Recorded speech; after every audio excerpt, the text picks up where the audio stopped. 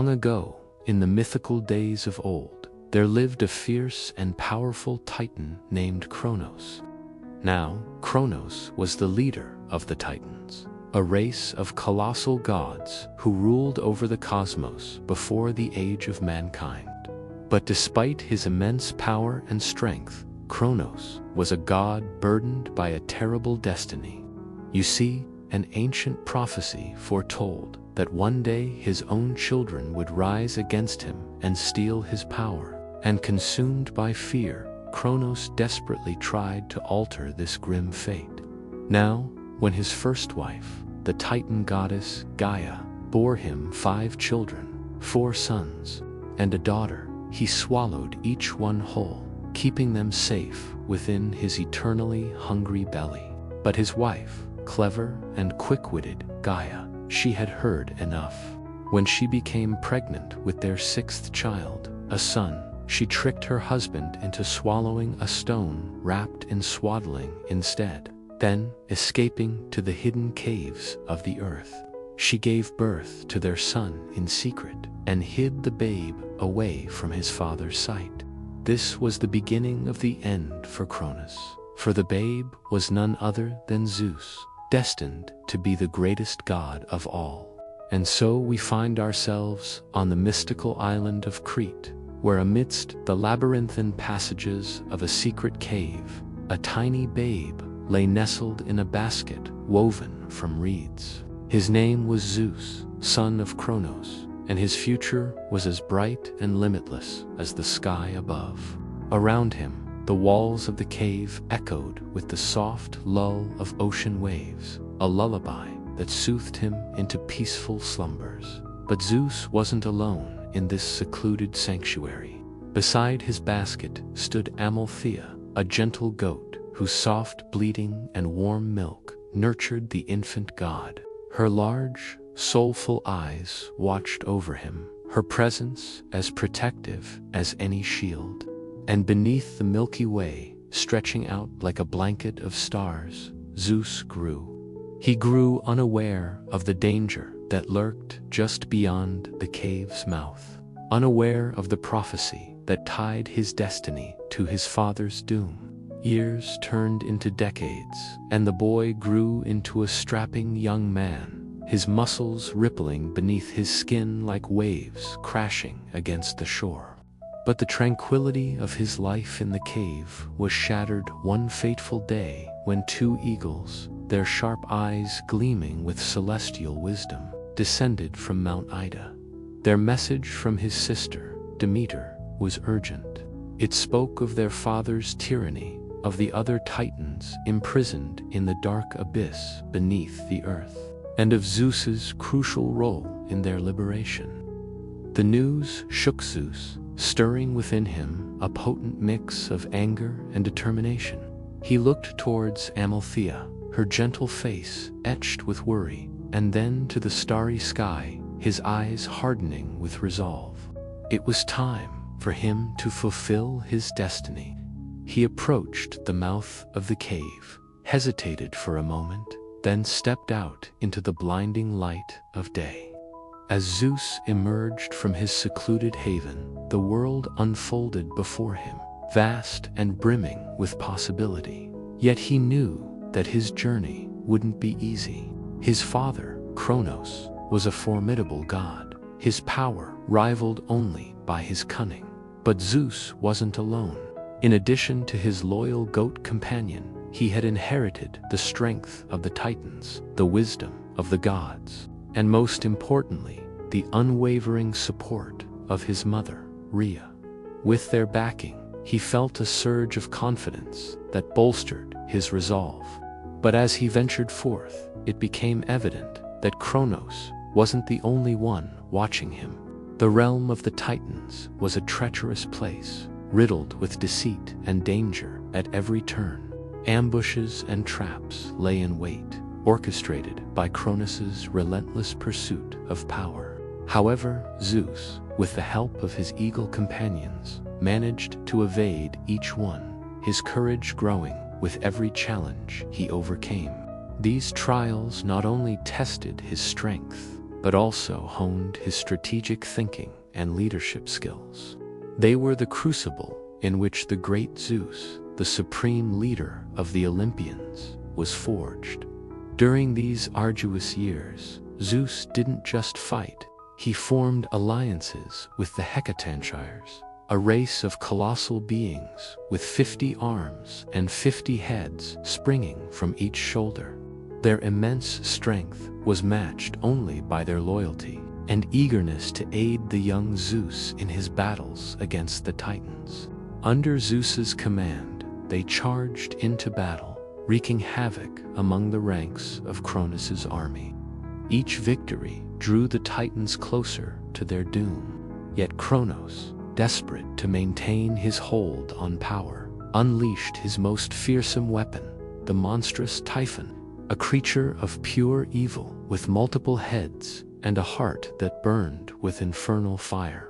This final confrontation was the culmination of Zeus's journey, a test of everything he had learned and endured. The battle raged, shaking the very foundations of the cosmos. Lightning cracked, thunder roared, and the clash of titans echoed through the void of space. But Zeus, drawing upon the strength of the Hecatonchires, the wisdom of the gods, and the love of his followers, fought with the ferocity of a cornered lion. Finally, with a mighty bolt of lightning, Zeus struck Typhon down, ending the reign of terror that had plagued the cosmos for so long. And with Typhon's defeat, Cronus's army crumbled. The Titans, broken and demoralized, fled to the distant corners of the earth, defeated but not entirely subdued. Cronos himself, stripped of his power and followers, was hurled into the abyss, banished to the darkest depths of Tartarus. There, chained and tormented, he spent his eternity, forever separated from his children and the power he had so desperately clung to. As the echoes of battle faded and the cosmos began to heal, Zeus knew that his work was far from over. The prophecy was fulfilled, but a new chapter was just beginning. With the help of his siblings, he set about the task of restoring order to the chaotic realm left in his wake. The world of Olympus was taking shape. In the aftermath of the Titanomachy, Zeus, the supreme leader of the Olympian gods, established his dominion over the cosmos. He divided the heavens, earth, and sea with his brothers Poseidon and Hades, setting the stage for the next era in the history of the gods. Yet, even as he basked in the glow of his hard-won victory, a shadow of unease lingered at the edge of his awareness. The giants, those colossal beings of primordial chaos, stirred in their slumber, drawn by the scent of discord and destruction that had stained the hands of the gods. Zeus knew that their awakening was inevitable, that soon he would have to confront yet another formidable foe. Despite this looming threat, Zeus took a moment to revel in his triumph.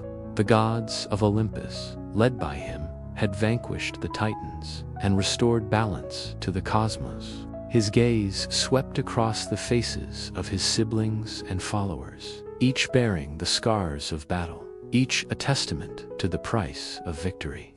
In their eyes, he saw not just admiration and respect, but also a burgeoning sense of hope.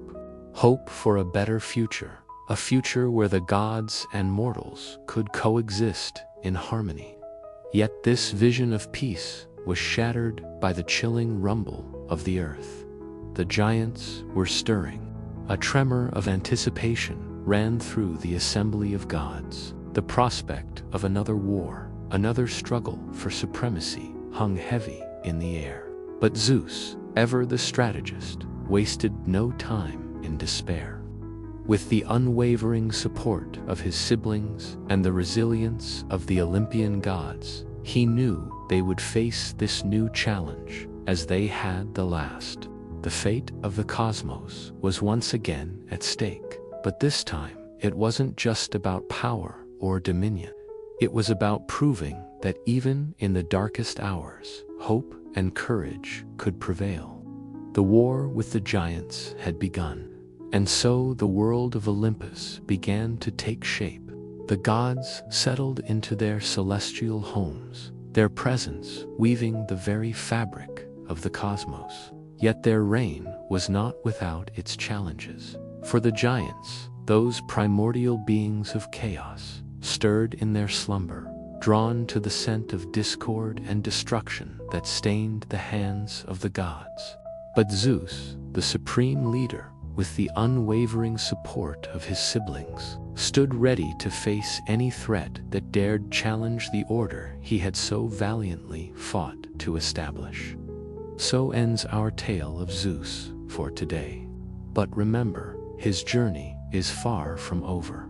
The war with the giants looms on the horizon, and the fate of Olympus hangs in the balance.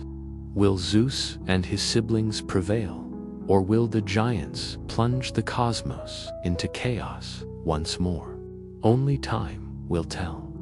Until then, the world of Olympus awaits, brimming with promise and peril in equal measure. And as the gods settle into their celestial homes, one thing is clear: the age of heroes has begun. Telling Story 3 from our Origins series, The Creation of Humans. This story will take about 12 minutes to tell.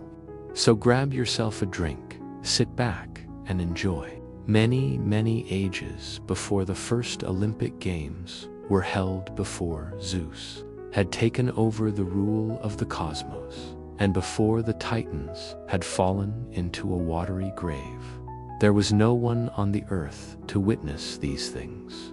Gaia, the earth, was lonely without children. She wanted to create people to live upon her and fill her with noise and laughter and songs. But she didn't want to make them alone.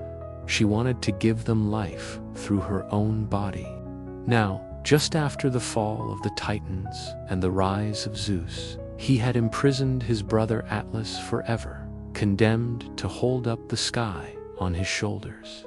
Now, Atlas wasn't actually bad, nor was he resentful of his eternal punishment. He even enjoyed being needed. But even though he was strong enough to hold up the whole of the heavens, sometimes the weight would still make him cry out in pain. When Gaia heard Atlas crying out, it made her feel sorry for him. She already felt lonely, and she hated the thought of any other being feeling that way. So she sent her son, the wind god Aeolus, down to Olympus to beg his father for a favor. When Zeus heard what his mother wished for, he knew exactly who he could send. Deep within the Caucasus Mountains, far from the prying ears of gods or men, lived the Titan Prometheus. Unlike many of his race, he had not fought against the Olympians, and he had never been taken prisoner. He'd avoided war by hiding away in his cave and making sculptures of animals out of stone. Even in those days, he was known as a great craftsman, but his greatest desire was to help others. In fact, some said he was too soft-hearted. He helped everyone, whether they were good or bad, and he did it with such skill that people would go to him for advice as well as gifts. Aeolus went to Prometheus's cave and told him of his mother's request.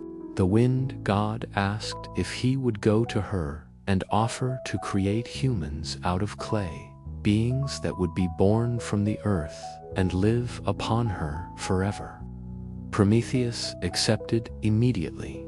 When Aeolus returned to his mother with the answer, Gaia was overjoyed and gave birth to 2 humans, a man and a woman. She then sent them to live among the mountains where Prometheus lived.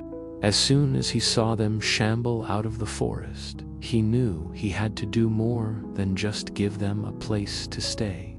They needed to learn how to survive, how to find food, how to make tools, how to build shelter. So he began to teach them everything he knew, including how to sharpen a stone to make a knife, and how to start a fire from 2 sticks.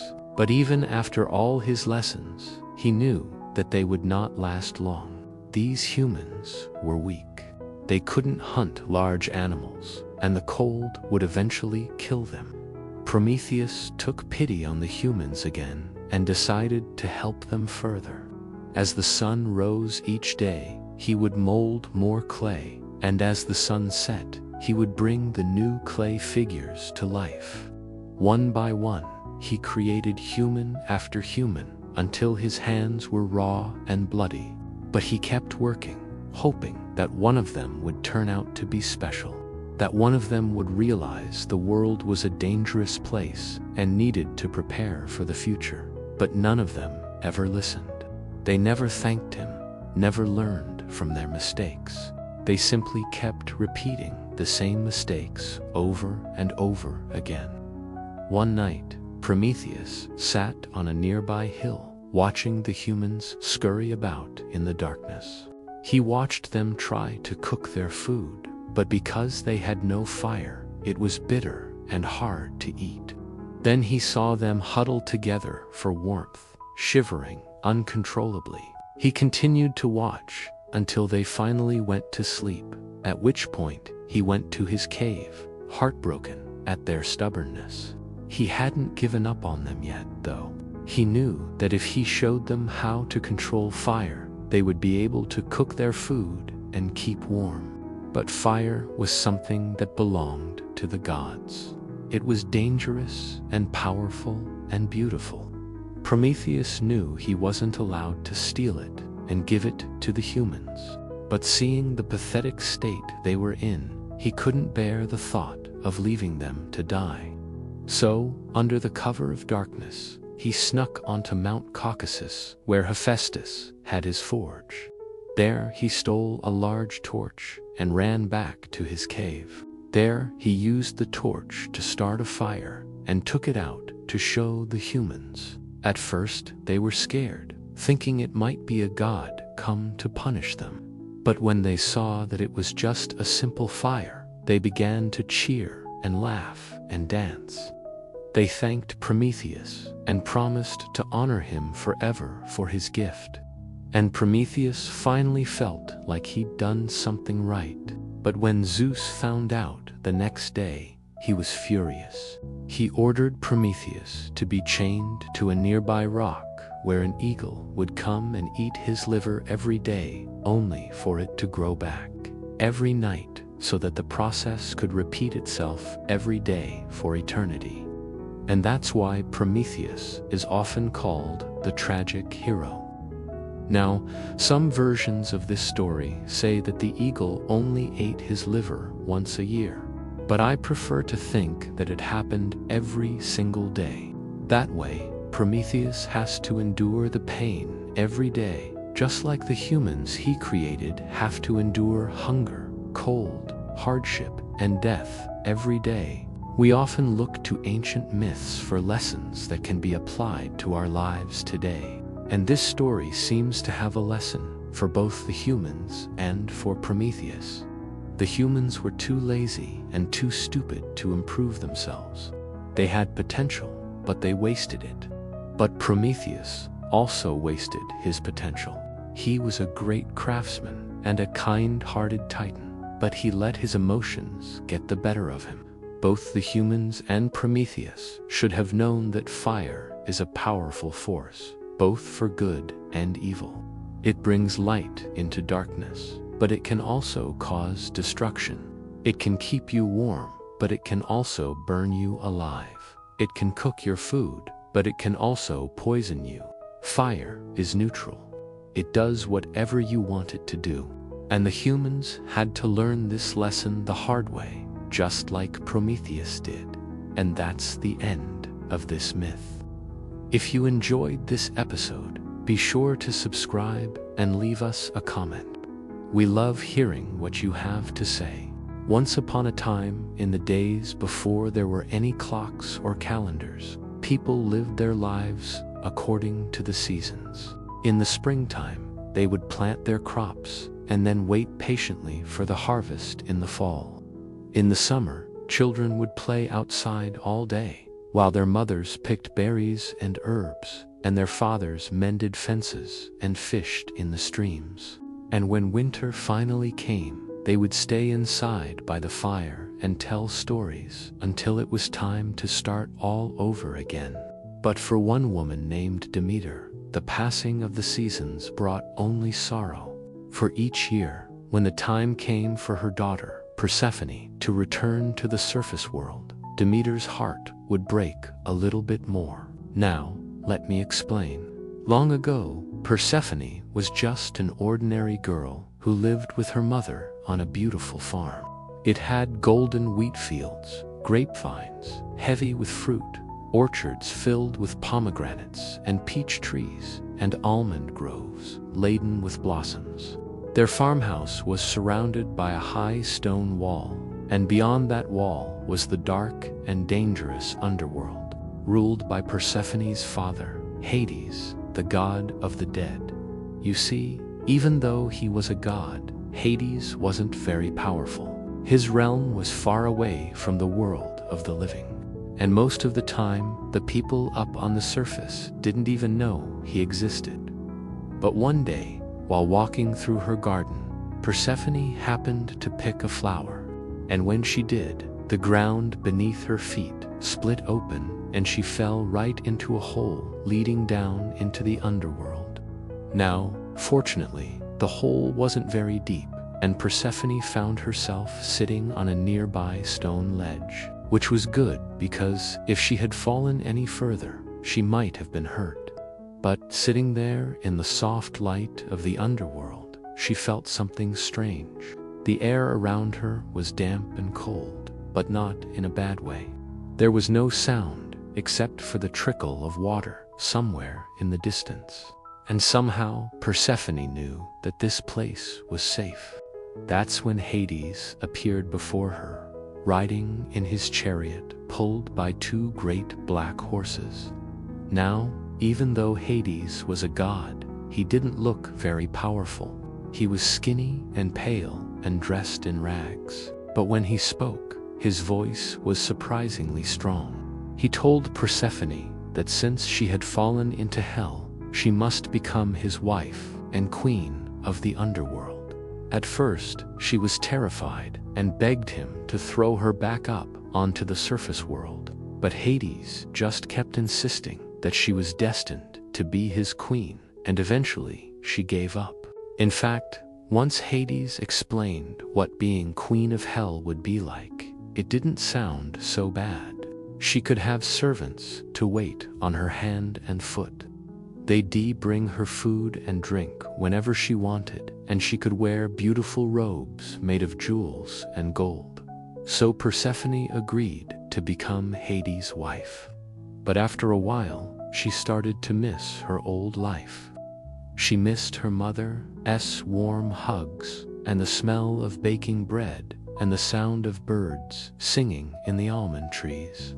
She missed the feel of sunshine on her skin, and the taste of sweet summer berries. And worst of all, she missed her friends. So she went to her new husband and asked him if she could just visit her mother for a few days. But Hades warned her that once she took a bite of food in the surface world, she wouldn't be able to return to hell again. Persephone promised to be very careful, and Hades finally agreed.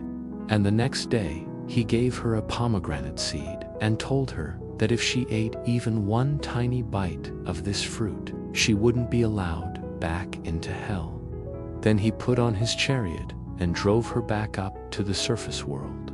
When Persephone returned to her old home, her mother was so happy that she threw her arms around her and squeezed her tight. Demeter was so relieved that her daughter was back, and she cooked her favorite foods, and they ate together by candlelight and talked about everything that had happened. Then Persephone went out into the garden to look at her flowers, but when she leaned down to smell them, she remembered the warning that Hades had given her and quickly stood back up straight. She didn't want to go back to hell, so she decided to leave the garden and never touch any food from the surface world again. Then she stayed inside the house all day and night, refusing to eat anything or speak a single word. And that's how it went for 3 months. Persephone spent all her time alone in a dark room, too scared to eat and too sad to speak. And when Demeter saw that her daughter was wasting away, she finally figured out what had happened. The goddess was so angry at Hades that she cursed him and vowed to punish him forever. Then she went out into the fields and stopped caring for her crops. She didn't plant any seeds or pull any weeds or gather any fruit. She just wandered around all day in her nightgown, wailing and crying. As you can imagine, this wasn't good for the people who lived on the surface world. Without Demeter's help, nothing grew. Plants withered in the fields, and livestock died in the meadows. Crops failed, and famine spread across the land. Finally, the people couldn't take it anymore, and they went to live with King Zeus. They begged him to do something about the famine, and Zeus sent his son Apollo to go find out why the crops weren't growing. And when Apollo questioned Demeter, she told him everything that had happened. When Apollo heard that poor Persephone was trapped in hell, he went to his sister Artemis and begged her to help.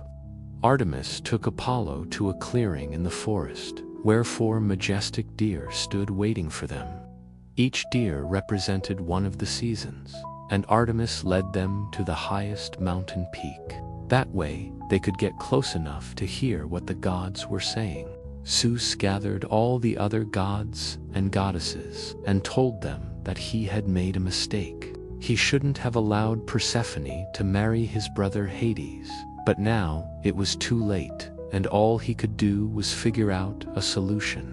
Zeus decided that Persephone would have to return to hell and be with her husband, but only for part of the year. Then she could spend the rest of the time with her mother on the surface world.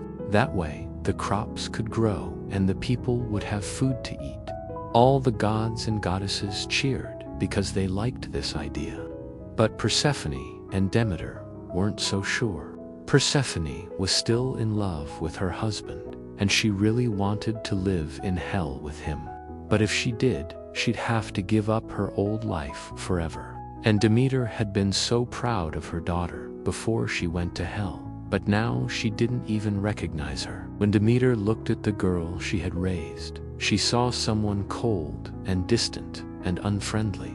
And Demeter knew that if Persephone went back to hell, she would become just like her father. So Demeter went to the mountain peak and refused to listen to what Zeus had to say. She stomped her foot and yelled at him, demanding that Persephone be allowed to live with her forever. Persephone was too afraid to speak up, but the other gods and goddesses thought that her mother was being selfish. How could she ask Persephone to give up her chance at happiness just so that she could have her daughter around all the time? Finally, Zeus got so frustrated that he struck Demeter with a lightning bolt. Then he told her that she had no right to force Persephone to choose between her husband and herself. And just to prove it, he handed her a goblet filled with magic potion. Then Zeus commanded Demeter to give Persephone this drink, and whatever she did, she wasn't allowed to question him. Demeter hesitated, but she didn't want to disappoint her husband. So she took the cup from him and went to her daughter's room. Persephone was sitting on her bed just like always, staring at the floor and picking at her fingernails. Demeter walked up to her and said, "Drink this." And Persephone obeyed without even asking what it was. After she finished the last drop, Demeter told her that she would soon feel very sleepy. Then she would go back to hell and live with her father and husband for the whole winter. At first, Persephone tried to argue with her mother, but when she felt the sleepiness coming over her, she knew that it was no use. Soon, she would be going back to hell, and she didn't want to waste time arguing with her mother. Instead, she asked Demeter if she could just sit outside for a little bit longer and watch the flowers bloom. Demeter agreed, but she told Persephone that she must come inside right after sunset. But as soon as Demeter turned her back, Persephone slipped out of the house and ran to her favorite oak tree. And when she reached out to touch it, a beautiful white dove landed on her finger. The dove cooed softly and told Persephone that she didn't have to go back to hell. If she wanted to stay on the surface world forever, she could. Persephone thought for a moment. On one hand, she loved her mother and missed her old life. She also missed Hades and her home in hell. Finally, she made her decision. She thanked the dove and went back inside to talk to her mother. Demeter was so happy to see her daughter again that she hugged her tightly. Then she took her hand and led her out into the garden. They planted seeds and set up rows of fruit trees and bushes, then watered everything with magic water from a nearby spring. They worked all day, and by the time the sun began to set, their garden was beautiful. I wrote a story about witches and magic and spells. It was really fun to write, and I hope you enjoy listening to it as much as I enjoyed writing it. So let's get started. Once upon a time, deep in the heart of a mystical forest, nestled between whispering trees and sparkling streams, there lived a young witch named Elara. Elara wasn't your typical witch. While her peers reveled in brewing potent potions and casting intricate spells, Elara found solace in the simple things in life: the warmth of the sun on her skin, the melody of birdsong, and the comforting scent of wildflowers. One day, while strolling through the forest, Elara stumbled upon a peculiar sight. Hidden beneath the roots of an ancient oak tree was a small cottage. Intrigued, she approached cautiously, her heart pounding with a mix of apprehension and excitement. As she drew nearer, the sight before her made her gasp in awe. The cottage, though diminutive, exuded an otherworldly charm. Its walls were adorned with vibrant murals depicting fantastical creatures and cryptic symbols, hinting at the secrets held within. A quaint chimney puffed out wisps of inviting smoke, promising warmth and mystery. Driven by an insatiable curiosity, Elara reached out, her fingers trembling slightly as she knocked. The door creaked open before she could even count to 3, revealing a dimly lit interior. Hesitantly, she stepped inside, her eyes struggling to pierce the gloom. As they adjusted to the shadows, she began to make out strange contraptions and ingredients scattered about. Shelves overflowed with dusty tomes bound in leather and adorned with arcane sigils. Strange concoctions bubbled in glass vials, their contents shimmering with otherworldly hues. In the center of the room, an ornately carved wooden table dominated the space, its surface littered with dried herbs, strange crystals, and animal bones that seemed to whisper tales of forgotten rituals. An old woman emerged from the shadows, her face etched with the passage of time, yet her eyes twinkling with an ageless wisdom. "Welcome, child," she rasped, her voice like the rustling of dry leaves. "I've been expecting you." Startled by the woman's sudden appearance and eerie words, Elara could only manage a confused, "What?" The old witch chuckled, a sound like crackling twigs. "Don't you recognize this place, Elara? This is the cottage of forgotten lore, where shadows dance and secrets reside." Overwhelmed with a sudden sense of recognition, Elara felt a chill run down her spine. She had indeed felt drawn to this place, as if by some unseen force. The old witch continued, her gaze penetrating. "You have sought me out, child. What is it you desire?" The knowledge hidden within these walls. Elara hesitated, unsure how to articulate the jumble of emotions and thoughts that filled her mind. She had come here seeking answers, Yet, she wasn't certain what questions to ask. The old witch, sensing her uncertainty, gestured to a nearby chair. "Come, child, rest. Your answers lie within you. I can only help you unearth them." And so, in the dimly lit cottage, surrounded by the whispers of forgotten magic, Ilara began her journey of self-discovery. Guided by the enigmatic old witch, she delved into the mysteries of her past, the secrets of her powers, and the true nature of the world around her. With each passing day, the bond between them deepened, weaving a tale of mentorship and revelation that echoed through the ancient halls of the cottage. Days turned into weeks as Ilara immersed herself in the study of forgotten lore. The old witch, a trove of knowledge and experience, became her mentor, patiently guiding her through the labyrinth of magical intricacies. Ilara's inherent magical abilities, dormant for so long, began to awaken under the old witch's tutelage. She learned to harness the elements, control the very essence of life energy, and unravel the complexities of the human psyche. The cottage, once a place of shadows and secrets, now buzzed with activity as Ilara practiced her newfound skills. Incantations filled the air, plants shimmered with revitalized energy, and the musty tomes whispered secrets to their eager student. But amidst this growth and discovery, a sense of unease lingered in the back of Ilara's mind. She could unshake off the feeling that there was more to her connection with the cottage and its enigmatic old witch. The old witch, attuned to Ilara's unspoken thoughts, led her to a secluded corner of the cottage, where a large, intricately carved wooden box lay shrouded in a thick layer of dust. "This," the old witch said, her voice hushed with reverence, "holds the key to your past, to who you are, and to why you were brought here."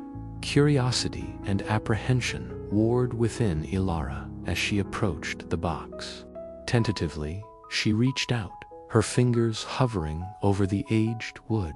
As she touched it, a jolt of energy surged through her, triggering a series of complex memories.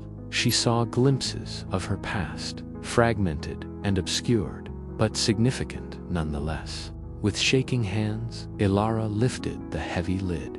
Inside, nestled on a bed of faded velvet, lay a journal bound in leather and secured with a tarnished silver clasp.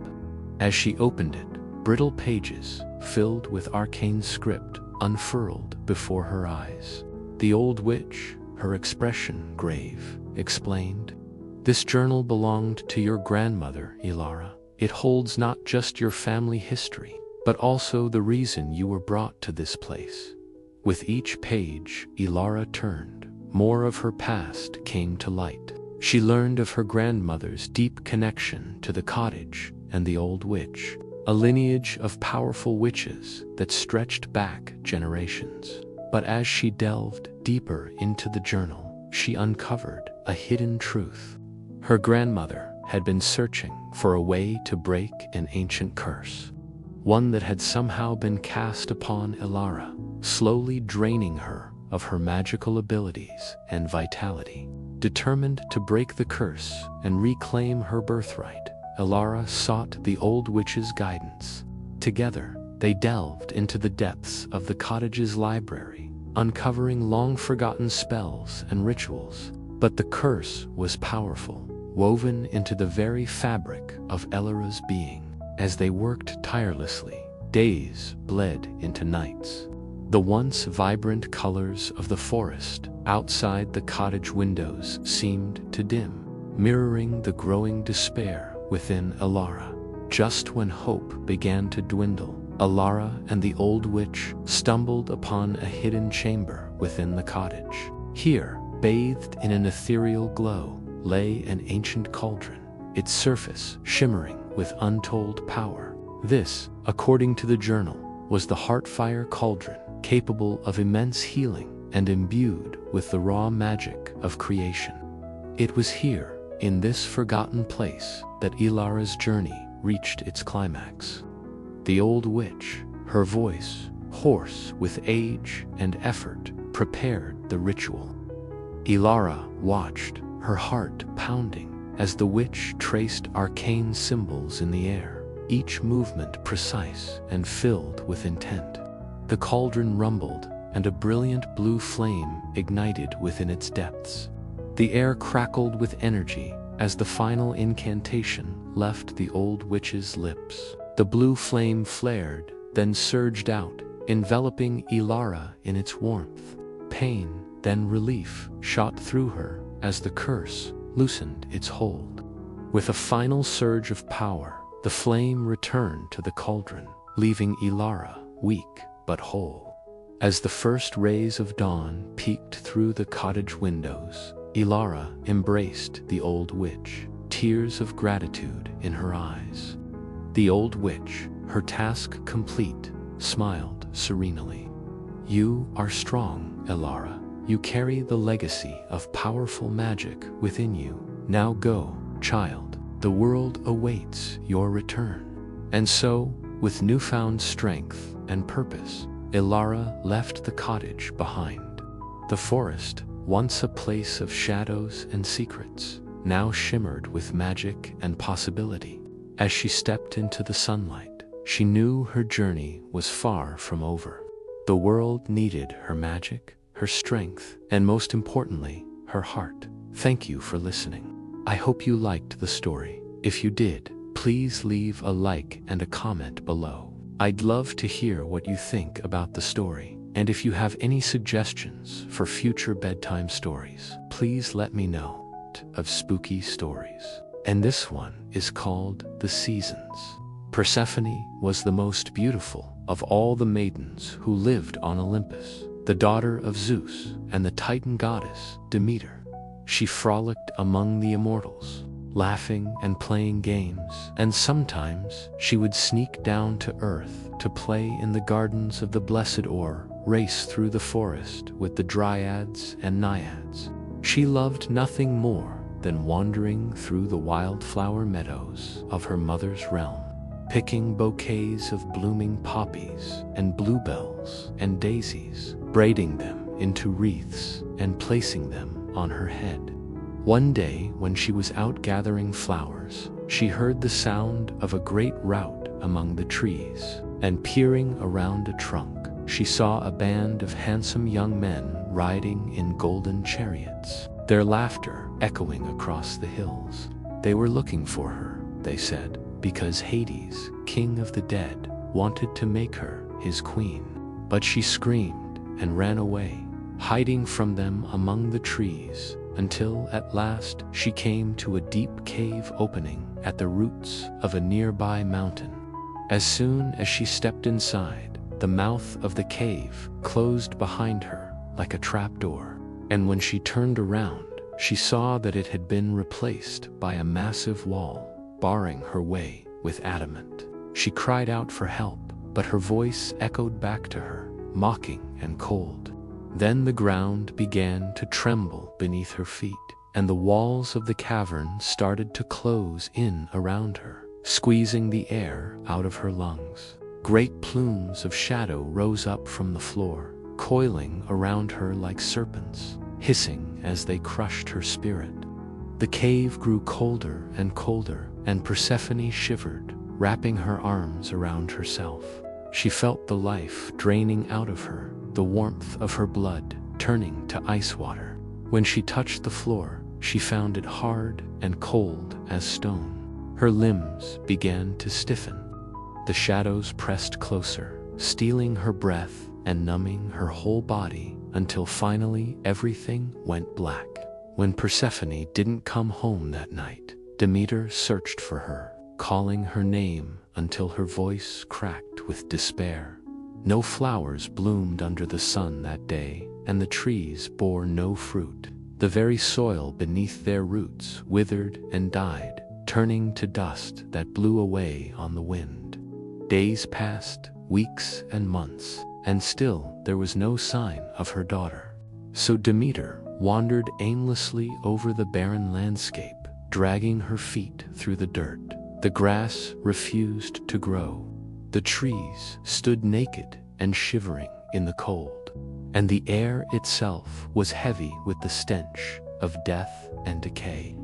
Then one day, Demeter came to a riverbank where the water had turned to blood, and the banks were piled high with corpses. Some were infants, some were old, some were warriors, some were priests and priestesses, some were mothers holding their children close.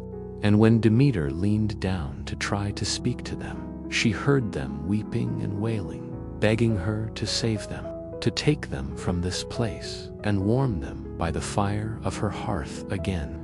But Demeter shook her head sadly and walked away, for she knew they were beyond saving. Only Persephone could bring them back, and without her, there was nothing Demeter could do. The seasons turned, but none of them brought Persephone home.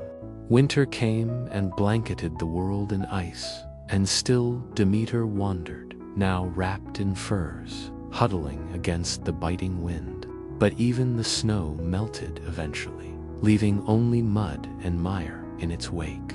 And Demeter kept walking, her heart breaking a little more with every step. What was she even looking for now? How could she have hoped to find her child after all this time? What had she been thinking? And so Demeter made her way down from the mountains, away from the forests and the fields, away from everything that reminded her of Persephone. She descended into the dark and silent city, the halls of which were lined with statues instead of people. Every surface gleamed with polished marble and silver, but there was no light, no warmth, no sound of life. And Demeter realized with a start that this was what her world had become. This was what she had wrought. No joy, no growth, no love, only endless silence and death. And she understood then that if Persephone didn't come back, there would be no end to this. It would never change. So Demeter sank to the cold flagstones and wrapped her arms around her knees, burying her face in them and sobbing. Her tears fell onto the marble and instantly froze there. And yet, as she wept, a tiny green shoot pushed up through a crack in the pavement. A few leaves unfurled on a nearby fig tree. A bud burst open on a blossoming almond branch, and the sweet smell of nectar drifted through the air.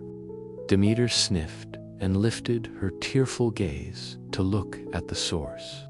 And there, in the center of the city, a single flower had opened in the wasteland, pushing its way up through the cracks in the stones and reaching for the pale sky.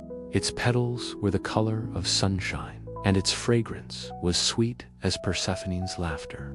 The flower bloomed, and Demeter watched, mesmerized, as the petals unfurled one by one, until at last the flower was fully open.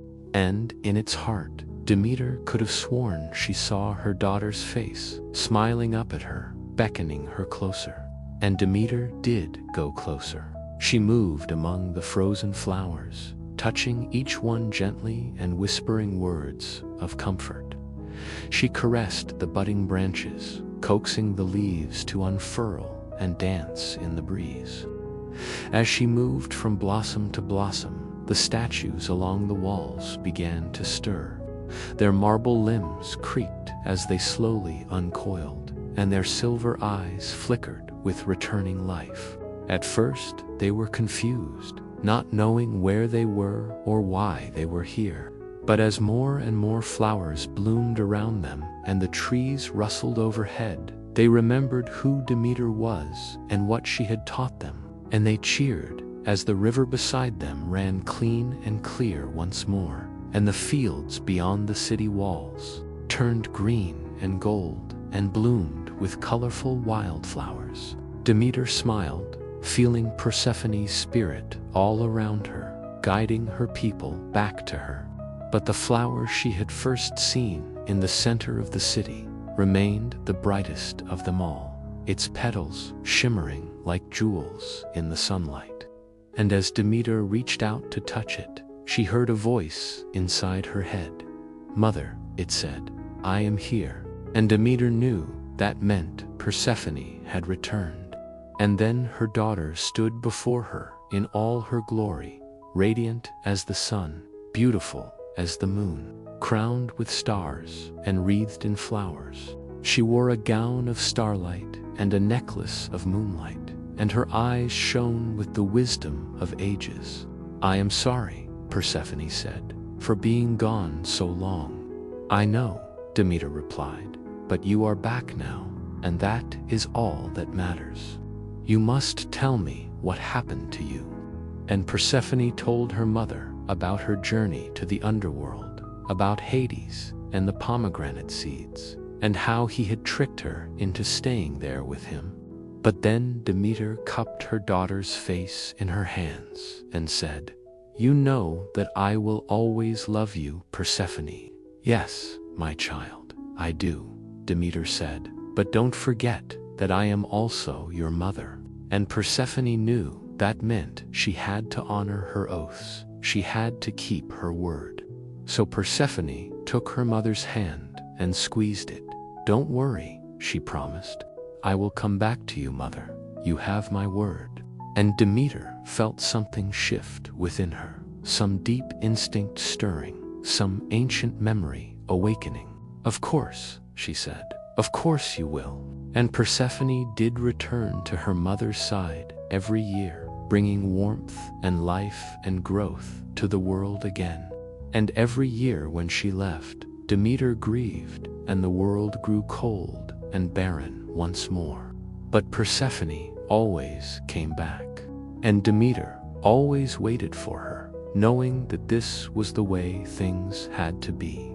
This was the way it had always been, and this is how it would stay forever. Once upon a time, in a faraway land, there was a young man named Orpheus. Now, Orpheus wasn't just any young man. Oh no, he was a musician. And not just any musician, mind you, but one whose music could move the very soul. Orpheus would wander through the forests and fields, his lyre in hand, and the moment he began to play, the trees and flowers would sway to the rhythm. The birds would stop their songs and listen, and even the babbling brooks seemed to flow in time with the music. That's how wonderful his music was. It flowed from him as naturally as water flows from a spring. And just as water shapes the world around it, so did Orpheus's music touch the hearts of all who heard it. One day, as he was playing in a forest, a deer approached him, its eyes shining with wonder. And as the deer stood there listening, a hunter who had been tracking the animal suddenly forgot his purpose. He dropped his bow and arrows and sat down to listen to the enchanting music. And so it went.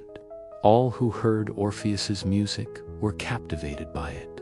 They forgot their worries and their tasks and simply basked in the melodies that seemed to wash over them like the warmth of the sun. But Orpheus didn't just play for the animals and the trees. Oh no, he had a special love in his life. Her name was Eurydice, and she was the most beautiful woman in the land. Her laughter was like the tinkling of bells, and her eyes shone brighter than the stars.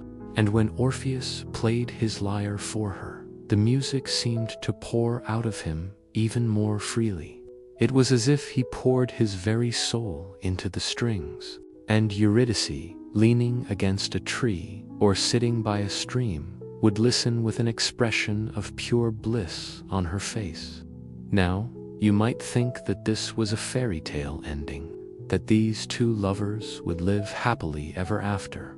But alas, that was not meant to be. For one day, as Orpheus was playing in the fields, a snake suddenly darted out from among the flowers and bit him on the foot. And even though the wound was small, the pain was great. Poor Orpheus. The music died on his lips, and he cried out in anguish. Now, normally, a simple bite from a snake wouldn't be so bad, but unfortunately, this was no ordinary snake. It was one of the many minions of Hades, the god of the underworld. And this particular serpent was a trickster. Its bite carried a curse that would soon steal away Eurydice's life. When Orpheus learned this, he was stricken with grief. He loved Eurydice more than anything in the world, and the thought of losing her nearly drove him mad. He rushed to her side, but it was too late. The curse took hold, and as he watched, Eurydice's laughter faded, her eyes lost their sparkle, and her skin grew cold. Before long, she was nothing more than a lifeless doll. Can you imagine Orpheus's despair? He had poured his heart and soul into his music for Eurydice, and now she was gone. In his anguish, he did the only thing he could think of. He traveled to the underworld and begged Hades to return Eurydice to him. But Hades, who ruled the underworld with an iron fist, was not moved by Orpheus's pleas. "She is mine now," he boomed, "and no one can take her from me." So Orpheus was forced to return home without his beloved, his heart shattered into 1,000 pieces. And that, my little friends, is a truly sad ending to a story. A love so pure and a music so enchanting cut short by the cruel hand of fate. But wait, before you go all doom and gloom on me, let me offer you a different way of looking at it. You see, Orpheus's music didn't actually die when he did. Sure, it faded away from the ears of those who were still living, but it didn't disappear. You see, when Orpheus played his lyre, the music didn't just fill the air, it became part of the air itself. It mingled with the songs of the birds, the babbling of the brooks, and the rustling of the leaves. In other words, it became part of nature's own music. So even though people couldn't hear his music anymore, that didn't mean it was gone. It was all around them, hidden within the symphony of the natural world. And here's the beautiful part. Whenever someone stops to listen closely enough, they can still hear it. They can hear the echo of Orpheus's music in the wind that whispers through the trees, or in the gentle lapping of waves on the shore. It's a reminder that even when our time here is done, our art, our creations, they live on. They live on in the world around us, waiting for someone with a listening heart to hear it. So perhaps Orpheus's music didn't die. Perhaps it simply transformed, becoming one with the music of the spheres, as the ancient Greeks used to say. Now, I know this doesn't bring Eurydice back, nor does it ease the pain of losing her. But maybe, just maybe, it gives us a little hope, a little faith that the things we create, the love we share, they don't always have to stay confined to the boundaries of time. Maybe they have a chance to become eternal, to become part of something bigger than ourselves. That, my little friends, is a much sweeter ending, isn't it? So even though our time here is limited, the things we do and the love we give, they can continue to exist in some form or another. And who knows, maybe that's where Orpheus is now, up in the realm of the gods, playing his lyre for all eternity and creating music that is as eternal as the stars. Now, I'd like to end this video with a little quiz. What did Orpheus play? If you guessed the guitar, you'd be wrong. He actually played the lyre. The lyre is an ancient instrument that looks a bit like a harp, but smaller. It has a sound box, which is basically a hollow container that makes the sound louder. And instead of frets, it has strings that run the length of the instrument. Why am I telling you this, you might ask? Well, because it's important to pay attention to details. Just like Orpheus paid attention to every note he played, every chord he strummed, because music is all about the details. The same goes for life. If we pay attention to all the little things, the small joys, the tiny wonders, then life becomes a beautiful symphony. And who knows, maybe we'll even create a few sweet melodies along the way. Once upon a time, high up in the mountains, lived a man called Heracles. He was a dreamer, a thinker, a doer of great things. But one day he had a dream that changed everything. He dreamed he was given 3 tasks to accomplish for the king of a faraway land. Now, these tasks were not easy, but something about them called to him like a song. So he woke up before sunrise and began his journey to see the king and hear more about these tasks.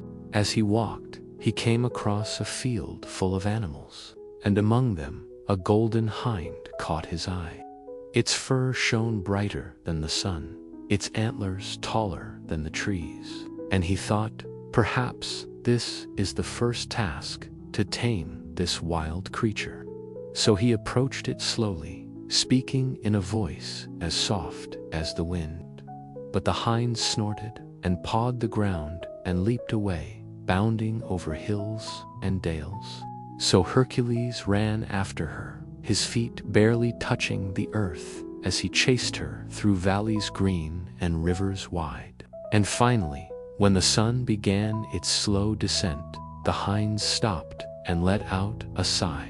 And Hercules, though weary, knew that this was only the beginning. So he sat beside her, sharing his water and calming her with gentle words. And as night fell, they curled up together under a sky full of stars. And by the next morning, the hind was tamed and ready to walk beside him.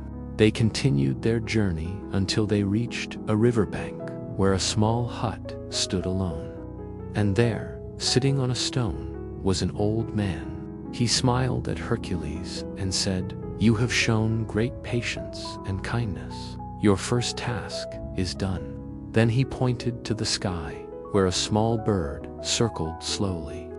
"Tame that bird," he said, "and bring it back here." So Hercules looked up and saw that it was no ordinary bird, but a golden eagle, proud and free. He followed it as it soared over forests deep and mountains high, until finally it landed on a branch, looking down at him with eyes as sharp as its beak. So he sat on a nearby rock and waited patiently for hours, until finally the eagle, tired of its flight, flew down and perched on his arm. And when it did, the old man said, "You have shown great courage and gentleness. Your second task is done." Then he led them to a cave hidden behind a waterfall. "Clean up this place," he said, "and make it fit for a king to live in." So Hercules went inside and found that it was filled with all kinds of dirt and waste, but he didn't despair. Instead, he took off his cloak and used it as a towel, wiping down the walls and floors until they gleamed like polished marble. Then he put on his cloak again and stepped outside, where the old man was waiting with a smile. "You have shown great diligence and perseverance. Your third task is done." Then he led Hercules to a nearby village where the king awaited him. And when the king saw Hercules, he was so happy that he embraced him and said, "You have done well, my son. I am proud to call you my hero." Then he led him into the palace, where a feast had been prepared in his honor. And as Hercules ate and drank, he felt a sense of satisfaction and peace. For he had completed his tasks, not through brute strength or cunning, but through patience, kindness, and perseverance. And as the celebration continued, late into the night, he knew that he would never forget what he had learned on his journey. He had faced many challenges, but he had not been afraid. When he had seen the golden hind, he had not been daunted by its wildness, but had approached it slowly and gently until it had become his companion. When he had tracked the golden eagle, He had not been discouraged by its freedom, but had waited patiently until it had chosen to rest on his arm. And when he had cleaned the dirty cave, he had not complained about the hard work, but had done it with a cheerful heart. And now, as he sat at the king's feast, he knew that he was not just a hero, but a better person because of what he had learned on his journey. He had discovered the power of patience, the value of kindness, and the strength of perseverance. And he knew that he could carry these lessons with him for the rest of his life. As the night wore on, he shared stories of his journey with the king and the villagers.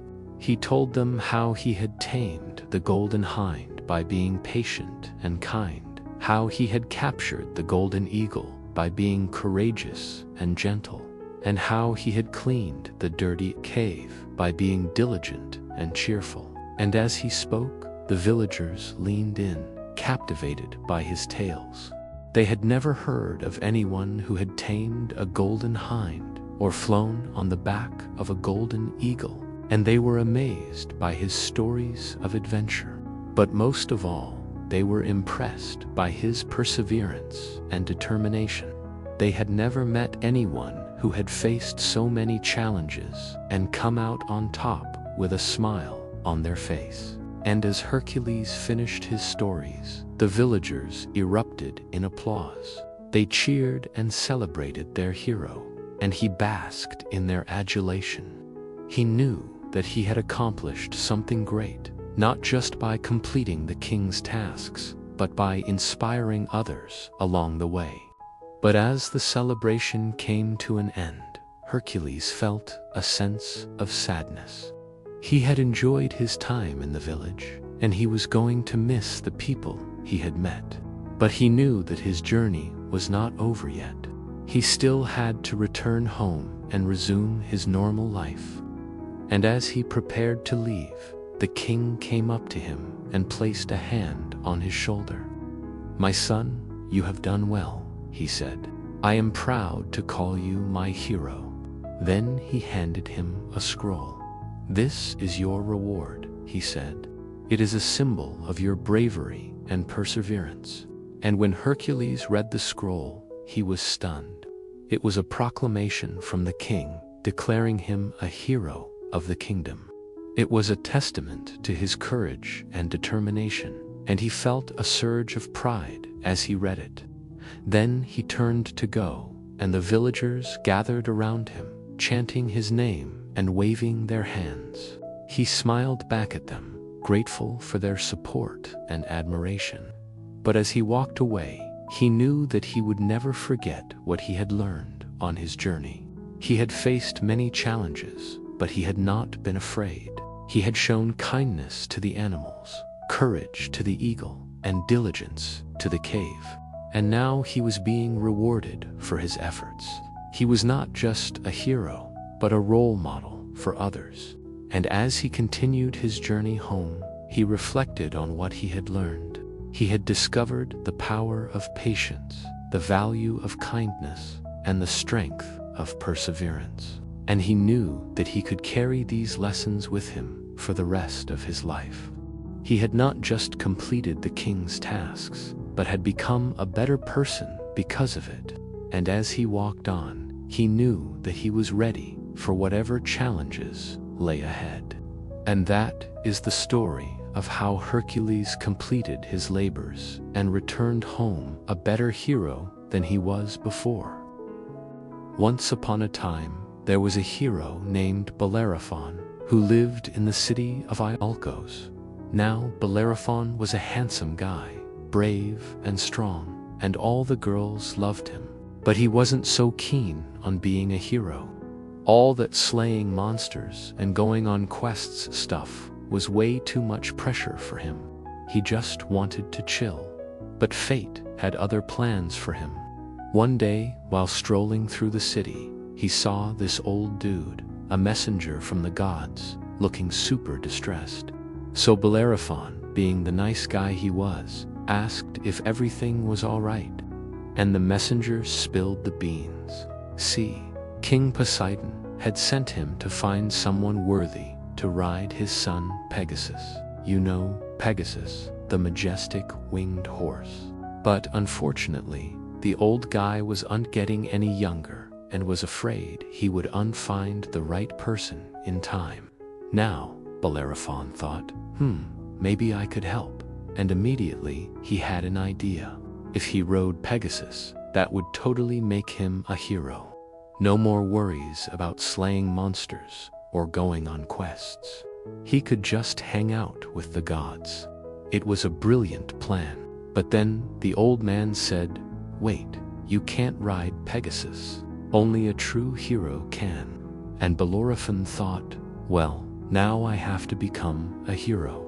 Awesome. Not so fast. The old man continued.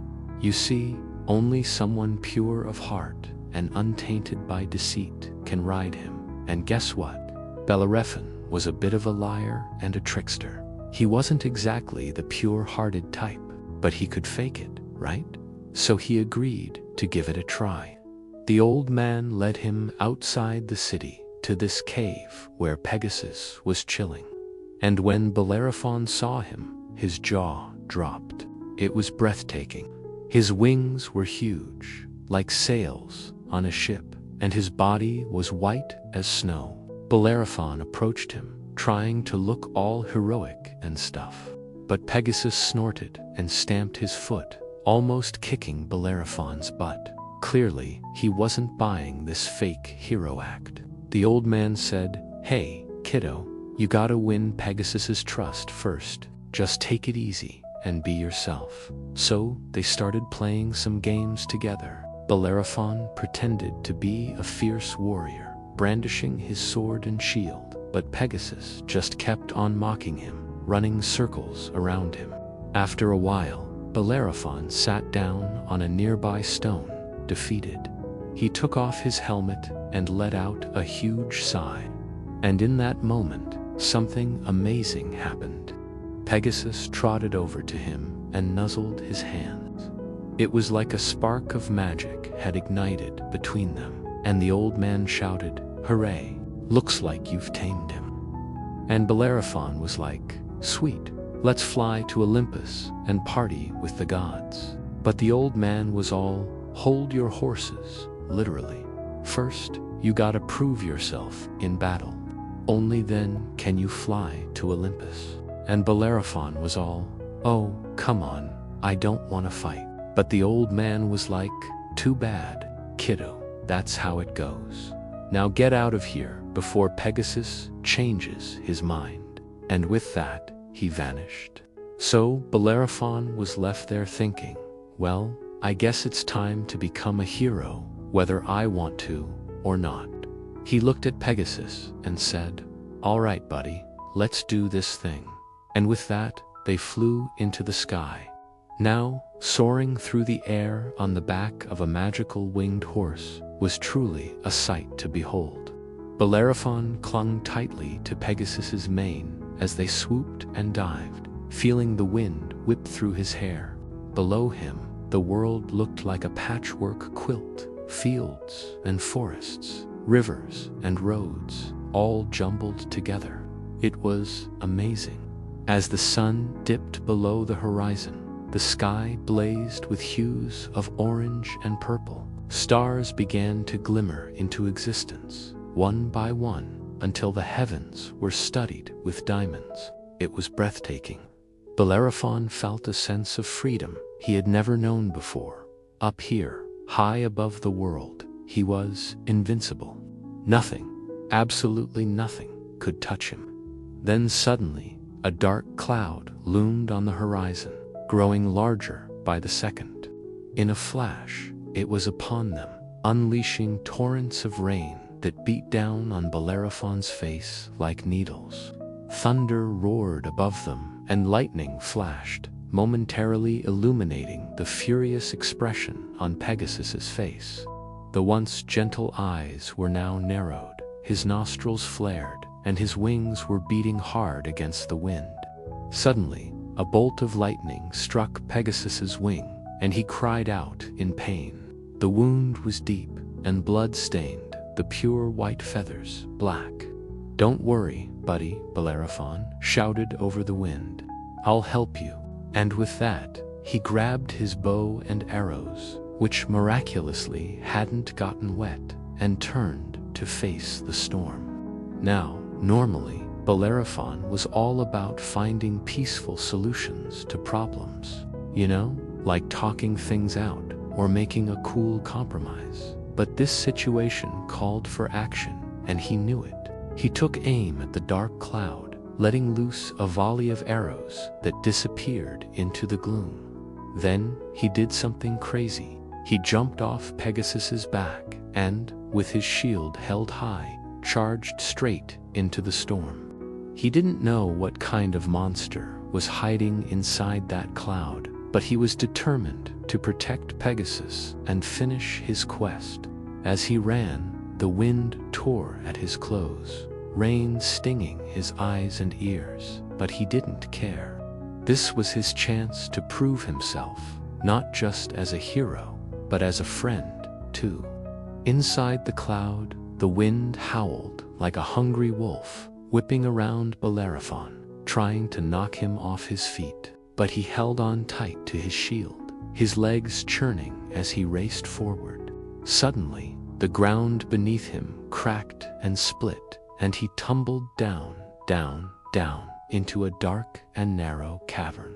Bellerophon landed with a thud, his shield clattering away into the darkness. Dazed, he looked around. The cavern was damp and smelled of mildew. Strange formations of stalactites and stalagmites rose from the floor and ceiling, and in the distance he could hear the sound of rushing water. Struggling to his feet, he brushed dirt off his clothes and picked up his shield. Then he started walking, venturing deeper into the cavern. The sound of the rushing water grew louder, and soon he came upon a large chamber ahead. In the center of the room was a magnificent waterfall cascading down into a deep pool. Sunlight streamed in from a hole in the ceiling, creating a rainbow mist in the air. But it was what stood behind the falls that truly caught Bellerophon's attention. There, bathed in a soft golden light, was a beautiful woman. Her hair was long and flowing, her skin glowed with an ethereal light, and her eyes sparkled with wisdom and kindness. As she turned, revealing her face, Bellerophon gasped, for it was none other than Athena, the goddess of wisdom and courage. "Athena," he exclaimed, kneeling before her, "I seek your wisdom. Guide me in my quest." Athena regarded him for a moment, her gaze penetrating, before speaking in a voice that resonated with power and grace. "Hero Bellerophon, your journey has been marked by bravery and determination, yet your quest is far from over." She raised a hand, and a golden trident materialized in her palm. "This is the token of my favor bestowed upon you for your valor. Take it, wield it with wisdom, and may it serve as a reminder of your purpose." Bellerophon accepted the trident, his hands trembling slightly. "I am honored, great Athena, but what is my purpose?" A knowing smile touched Athena's lips. "Your purpose, Bellerophon, lies in the balance between strength and wisdom. Use the trident wisely, and it will aid you in your battles, guiding your path to victory. But remember, true strength is not just physical, it is also found in wisdom and justice." With that, Athena vanished, leaving Bellerophon in awe. He clutched the golden trident, its weight, a comforting presence in his hand. He knew his quest was far from over, but with Athena's wisdom and his own determination, he was ready to face whatever challenges lay ahead. And as he turned to leave the cavern, a new sense of purpose filled him. He would use the trident not just as a weapon, but as a symbol of wisdom and justice. He was no longer just a hero seeking glory. He was a champion of the people, a protector of the innocent. Emerging from the cavern, the storm had vanished and the sky was clear, the sun shining brightly once more. As Bellerophon mounted Pegasus once again, he knew that his journey was just beginning. With the wisdom of Athena guiding him, he was ready to face any monster, any challenge. His heart swelled with courage, his spirit soared with hope. He was no longer just Bellerophon, son of King Sisyphus. He was Bellerophon, the hero, the champion. Pegasus spread his magnificent wings, catching the sunlight, and with a powerful beat, they launched themselves into the air. Together, hero and winged horse became one, their spirits intertwined in a bond of courage and adventure. As they soared through the clouds, Bellerophon knew his destiny awaited him, and he embraced it with open arms. Their first stop, Mount Chimera, where a terrible monster awaited. But for now, it was time to rest. Bellerophon had proven himself worthy of riding Pegasus. They had faced the storm together and emerged stronger because of it. And as the sun set, painting the sky in hues of orange and pink, they flew towards Olympus, the home of the gods, where the heroes of old were celebrated with feasts and songs. There, among the laughter and joy, Bellerophon knew his adventures would continue, each day bringing new challenges, new victories, new friendships. Story 9 from the Dollar Book of Greek Myths. In this story, we learn how Athena was born from Zeus's head, sprang fully grown, wise, and intelligent, and she became the patron goddess of Athens. Now, if you'd like to retell these myths with your kids, then check out our storytelling cards available online. We've taken all 9 stories from this book and made them into beautiful illustrated cards, which you can use to tell the stories in your own words or use as inspiration for creative writing prompts. You can even use them with figurines, such as Lego S or action figures, to help bring the stories to life. As always, before we start, I just ask that you please remember to like this video. Now, without further ado, let's get started. The birth of Athena. Now, Athena was a very special child. She didn't need a mother. In fact, she sprang fully grown from the head of her father, Zeus, after he swallowed his pregnant wife, Metis, who had previously been the goddess of wisdom and the embodiment of intelligence. So Athena was the personification of wisdom and intelligence, calm and clear thinking, always ready with the right answer.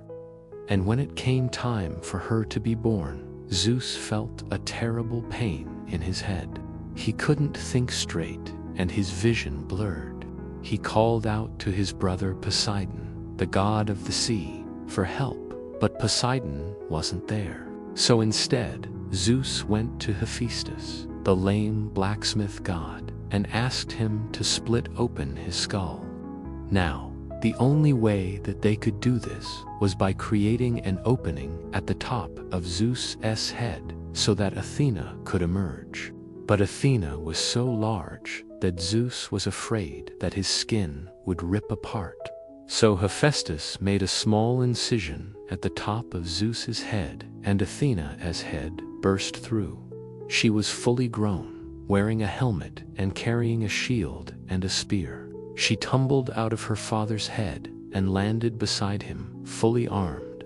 So now you're probably wondering, what happened to Zeus's skull? Well, the answer is really quite simple. It became the constellation we call Aquarius. This constellation is depicted as an old man pouring water from a vase. And that vase, well, that's actually Zeus's helmet.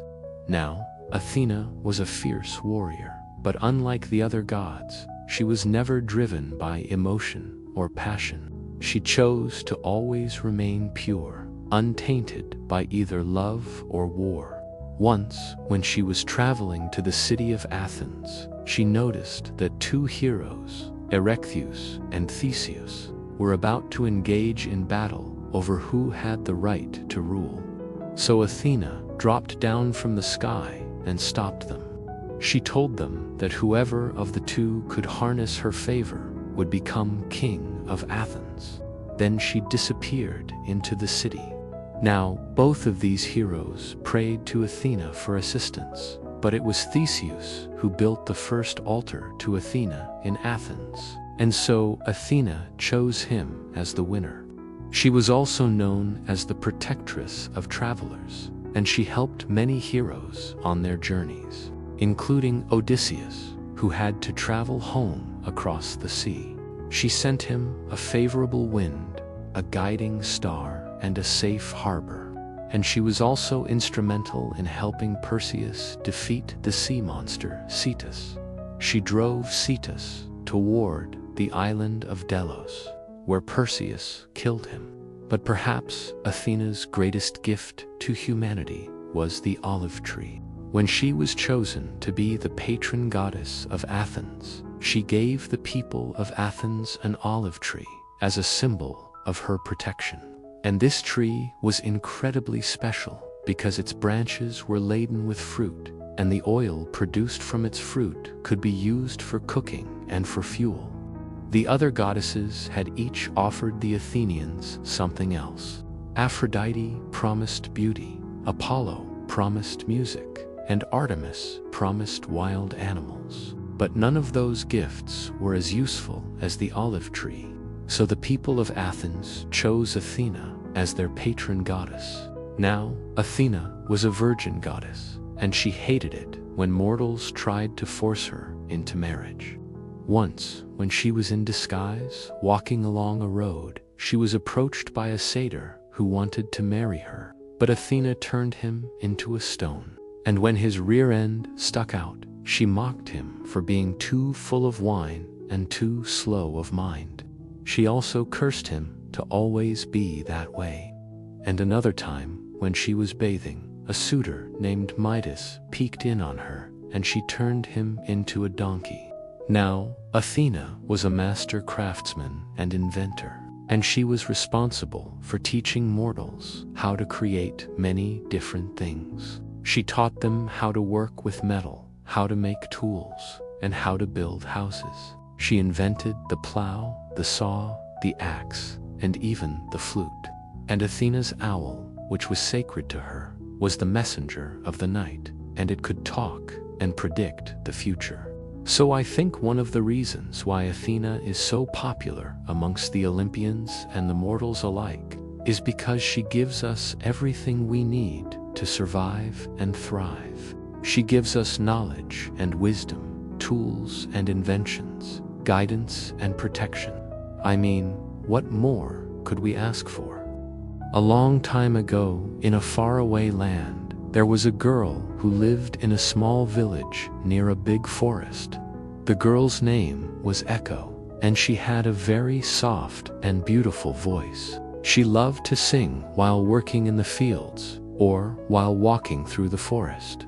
The birds would stop their singing when she sang. The flowers would bend their heads to listen to her, and the trees would sway to the rhythm of her voice. But, unfortunately, Echo was very shy, and she was afraid to use her beautiful voice in public. She would always hide behind the trees or the bushes when people passed by, so that they could not hear her singing. One day, Echo was walking through the forest, and she came across a clearing. In the middle of the clearing was a small lake, and its surface was as still as a mirror. Echo sat down on a nearby stone and started singing. She sang about the beauty of the forest, about the birds and the flowers and the trees. And as she sang, she saw her own image in the lake, and it seemed to her that the image was not just reflecting her voice, but also her shyness, her timidity, her fear of being judged by others. And as she looked at her image in the lake, she began to understand that she could not keep hiding behind the trees and the bushes forever. She had to find a way to overcome her shyness and use her beautiful voice to bring joy to herself and to others. So Echo took a deep breath and started singing louder. Her voice echoed through the forest and reached the ears of a young man who was walking nearby. The young man stopped and listened. He had never heard such a beautiful voice before, and he wanted to see who it was that was singing. So he walked towards the sound, and soon he came across the clearing. He saw Echo sitting on the stone, and he was mesmerized by her beauty and by the sound of her voice. Echo was so surprised that someone had found her that she tried to hide again, but the young man stopped her. He told her that he had heard her singing and that he wanted to ask her to be his wife, because he believed that no one else had a voice as beautiful as hers. And Echo, who had never been asked to be anyone's wife before, was very happy. She agreed to marry him, and they lived happily ever after. And the forest was filled with the sound of her beautiful voice. The end. Friends, this story is about a girl named Echo, who was very shy and afraid to use her beautiful voice in public. She lived in a small village near a big forest, and she would always hide behind the trees or the bushes when people passed by, so that they could not hear her singing. One day, Echo was walking through the forest, and she came across a clearing. In the middle of the clearing was a small lake, and its surface was as still as a mirror. Echo sat down on a nearby stone and started singing, and as she sang, she saw her own image in the lake. And it seemed to her that the image was not just reflecting her voice, but also her shyness, her timidity, her fear of being judged by others. And as she looked at her image in the lake, she began to understand that she could not keep hiding behind the trees and the bushes forever. She had to find a way to overcome her shyness and use her beautiful voice to bring joy to herself and to others. So Echo took a deep breath and started singing louder. Her voice echoed through the forest and reached the ears of a young man who was walking nearby. The young man stopped and listened. He had never heard such a beautiful voice before, and he wanted to see who it was that was singing. So he walked towards the sound, and soon he came across the clearing. He saw Echo sitting on the stone, and he was mesmerized by her beauty and by the sound of her voice. Echo was so surprised that someone had found her that she tried to hide again, but the young man stopped her. He told her that he had heard her singing and that he wanted to ask her to be his wife, because he believed that no one else had a voice as beautiful as hers. And Echo, who had never been asked to be anyone's wife before, was very happy. She agreed to marry him, and they lived happily ever after. And the forest was filled with the sound of her beautiful voice. This is the end. Now, I want to read you another story. It's called Narcissus. Once upon a time, in a faraway land, there was a handsome young man named Narcissus. He lived in a small cottage near a big forest, and he loved to spend his days hunting or fishing or just walking through the woods. One day, Narcissus was walking through the forest, and he came across a clearing. In the middle of the clearing was a small lake, and its surface was as still as a mirror. Narcissus walked towards the lake, and he saw his own reflection in the water. He saw a young man with handsome features, with curly hair and bright eyes, with a strong body and a graceful posture. And Narcissus thought to himself, "Who is this handsome young man? Why have I never seen him before?" And Narcissus continued to stare at his reflection, and he forgot all about the world around him. He did not hear the birds singing, or the flowers blooming, or the trees swaying. He only had eyes for his reflection in the lake. And Narcissus became so obsessed with his own reflection that he started to neglect his duties. He stopped working in the fields, and he spent all his time by the lake, admiring his own beauty. And one day, Narcissus's mother noticed that he was not working in the fields, and she went to his cottage to see what was wrong. She found him sitting by the window and staring into the forest. She asked him what he was doing, and Narcissus replied, "I am looking for a handsome young man whom I saw in the forest. I want to be his friend." And Narcissus's mother was very worried about him, because she knew that he was not talking about a real person, but about his own reflection in the lake. She went to the lake, and she saw Narcissus's reflection, and she understood that he had fallen in love with himself. And Narcissus's mother tried to pull him out of his obsession, but he would not listen to her. He continued to stare at his reflection, and he dreamed of being as handsome and beautiful as he saw himself in the lake. And Narcissus's mother was very sad for him, because she knew that he was wasting his life away. She had hoped that he would grow up to be a strong and brave man, but now she saw that he was becoming weak and vain and selfish, and Narcissus's mother could not bear to see her son destroy himself. So she went to the lake one night and overturned it with a magic spell. When Narcissus woke up the next morning and went to the lake, he saw that his reflection was gone. He searched for it, but he could not find it anywhere. And Narcissus was very upset because he thought that he had lost his best friend. He wandered through the forest, calling for his friend, but no one answered him. And Narcissus continued to call for his friend until he faded away into the silence of the woods. And that's the end of our story. So we have two stories today about Narcissus and Echo. And both of them are about a kind of self-obsession. They re-looking at themselves, either literally or metaphorically, and they so obsessed with themselves that they do unsee anything else around them. For example, in the story of Echo, she doesn't hear the birds singing, or the flowers blooming, or the trees swaying.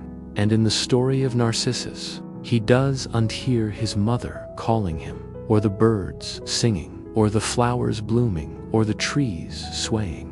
He only has eyes for his reflection in the lake. Both characters are so wrapped up in themselves that they can't see anything else around them, and that's why in the end they both fade away. Echo fades away into the silence of the woods, and Narcissus fades away into the silence of the lake. What do you think about these stories? Do you think they're interesting? Do you think they have a lesson for us? I'd love to hear your thoughts. As the sun dipped below the horizon, painting the sky in hues of amber and rose, a lone figure stood at the edge of the world. His name was Daedalus, a craftsman, an engineer, but most importantly, a father. In his arms, he held the most precious creation of his life, not a statue or a painting, but his son, Icarus. For 18 years, Daedalus had dedicated his life to one thing, escaping the labyrinth. Not that anyone could blame him. Being trapped within its twisting corridors was no picnic, but for him, being trapped wasn't just a physical confinement. It was a torment to his soul. He saw the monster grow stronger with each passing day, feeding on the despair of those who entered and never emerged. But in his son's eyes, he saw hope. In those innocent eyes, he saw a future where the sun shone brighter, where laughter echoed freely, and where the sea breeze carried the scent of freedom.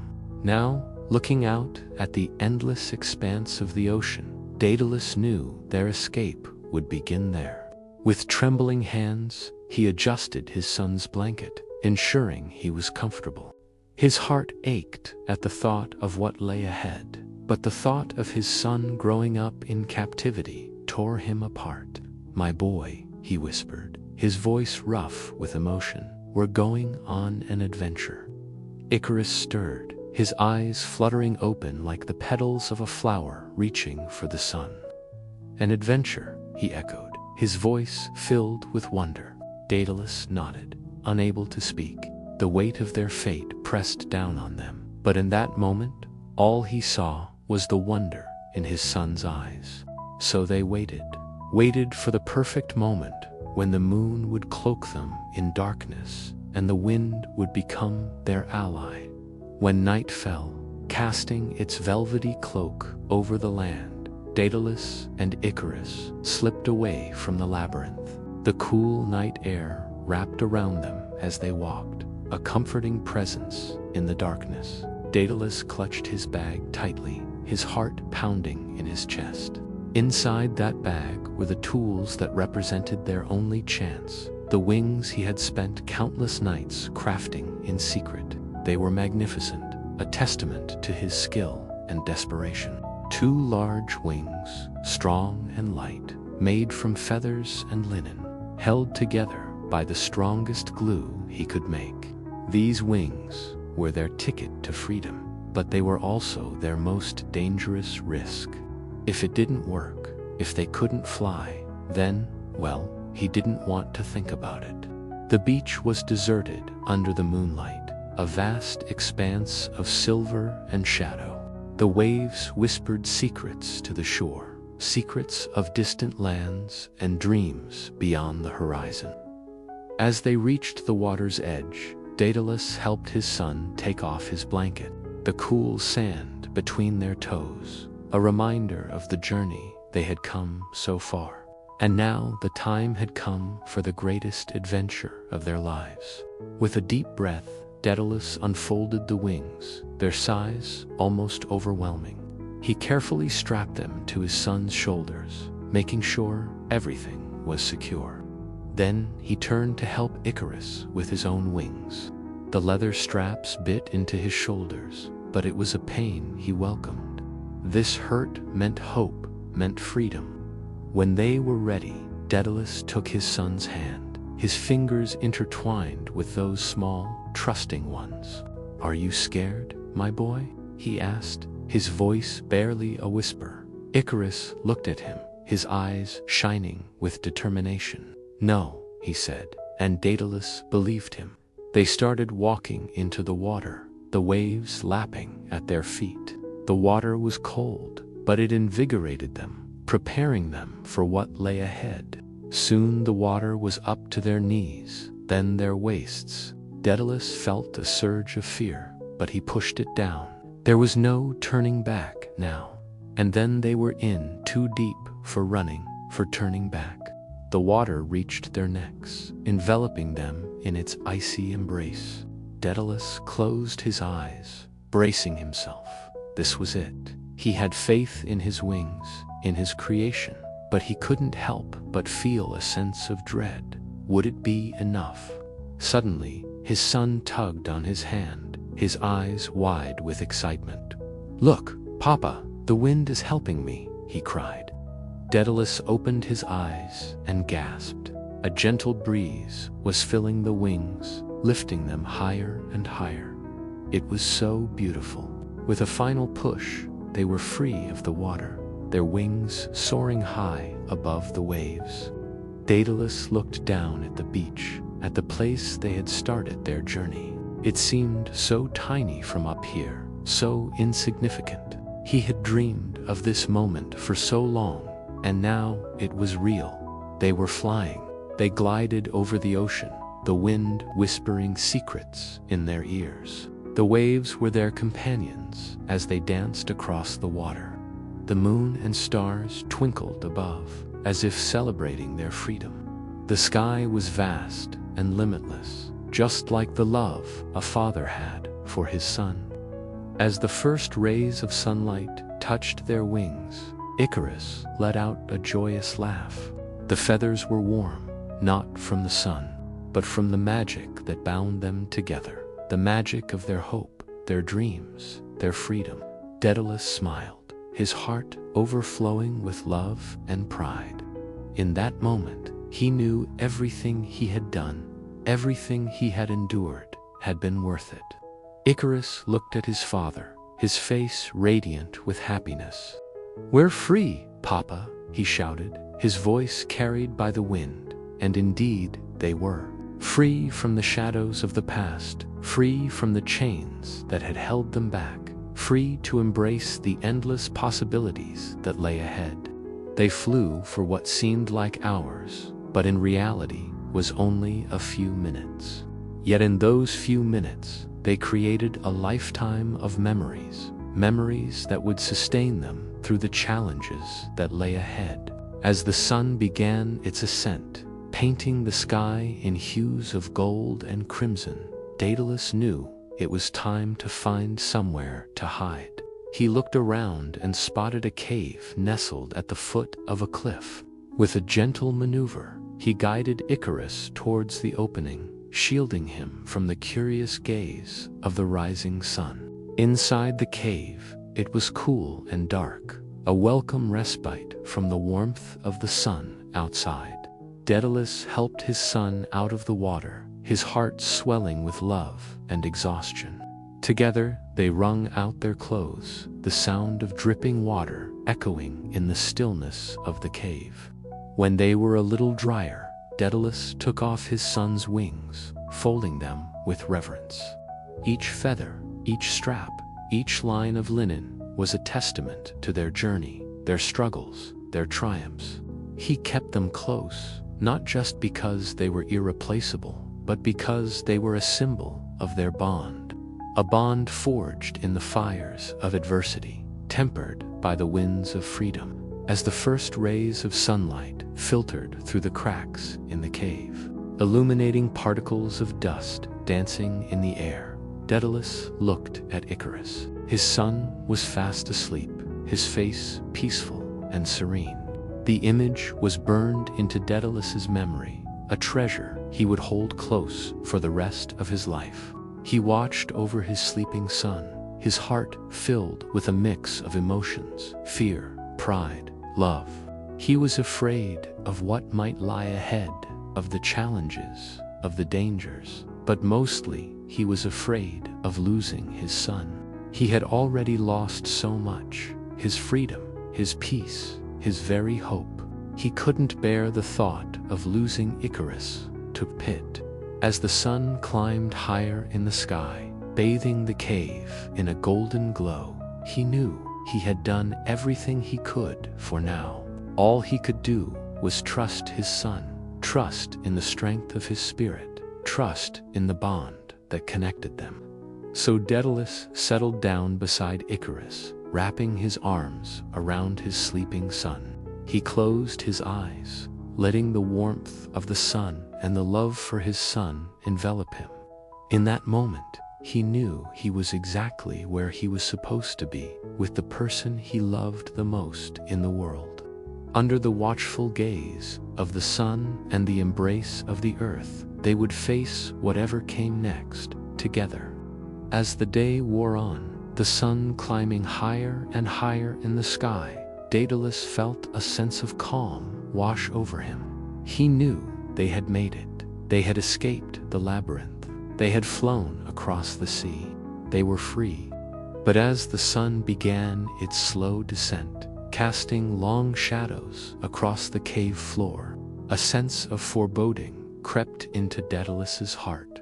He knew their troubles weren't over. They had escaped one prison only to find themselves in another, trapped by the limitations of their strength, their resources, their resolve. Looking down at his sleeping son, Daedalus felt a surge of determination.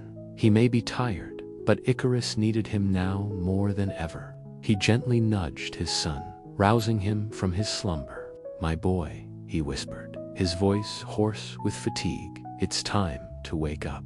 Icarus stirred, his eyes fluttering open like a startled fawn. He looked up at his father, confusion clouding his features.